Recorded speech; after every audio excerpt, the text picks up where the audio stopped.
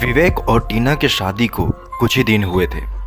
उन्होंने डिसाइड किया कि वे अपना हनीमून शिमला में ही मनाएंगे। विवेक को ऑनलाइन एक घर मिला जो कि काफ़ी बड़ा था लेकिन बहुत ही सस्ता था। इसीलिए विवेक ने बिना कुछ सोचे समझे उस घर को बुक कर लिया। इसीलिए वे दोनों अगले दिन ही वहाँ से निकल गए। वहाँ पहुँचकर उन्होंने अपना अपना सामान लिया और अपने कमरे में चले गए। अपने कमरे में जाने के बाद वे दोनों रोमांस करने लगे। टीना विवेक के नीचे और विवेक टीना के ऊपर था। वे दोनों एक दूसरे में इस तरह लीन हो चुके थे कि उन्हें पता ही नहीं चला कि उनकी कब आंख लग गई। टीना की आंख आधी रात को किसी बच्चे के रोते हुए आवाज को सुनकर खुल गई। टीना काफी हैरान हो चुकी थी क्योंकि उस घर में तो वो दोनों के अलावा और कोई भी नहीं था। तो फिर ये आवाज कहाँ से आ रहा था? टीना ने तुरंत अपने ऊपर एक शॉल डाला और उस आवाज़ का पीछा करने के लिए आगे बढ़ी। उस आवाज़ का पीछा करते करते टीना एक ऐसे कमरे में चली गई जहां पर उसे दूर खिड़की के पास एक नकाब ओढ़े लड़की दिखाई दी जिसका मुंह खिड़की की तरफ था। टीना वहां जाकर उसने कहा, कौन हो तुम और यहाँ क्या कर रही हो? ये सवाल पूछने पर भी वह लड़की कुछ भी जवाब नहीं दे रही थी। टीना ने थोड़ी हिम्मत दिखाई और उसके पास जाकर उसके कंधे पर हाथ रखकर उसने फिर से कहा, कौन हो तुम और यहाँ क्या कर रही हो? उसी वक्त उस औरत ने अपना पीछे मुड़ी और अपना असली रूप दिखाते हुए टीना ने उसका ये भयानक चेहरा देखकर काफ़ी डर गई। उसने देखा कि उस औरत की लाल आंखें और चेहरा कटा हुआ था जहाँ से खून बहते ही जा रहा था।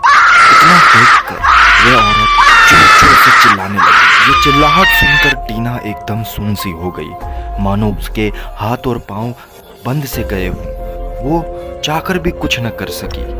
उसने जैसे तैसे हिम्मत दिखाई और अपने पति विवेक के कमरे में दौड़ती हुई चली गई। मगर नसीब इतना खराब कि उस वक्त वहाँ पे विवेक भी मौजूद नहीं था। टीना विवेक को ढूंढने के लिए पूरा कमरा छान मार ली लेकिन वो कहीं नहीं मिला।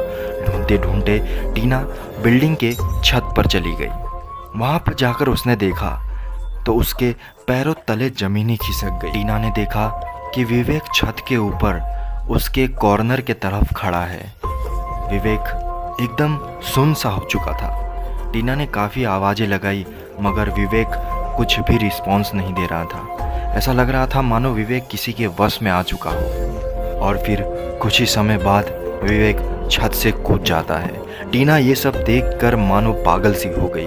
वो भागती हुई नीचे गई और लेकिन काफ़ी देर हो चुकी थी। विवेक की जान गिरते ही चली गई। टीना बहुत ही रोने लगी। विवेक के पास एक लेटर पड़ा हुआ मिला। टीना ने उस लेटर को पढ़ा तो पता चला कि बहुत साल पहले की बात है। ये घर एक आयशा नाम की लड़की का था।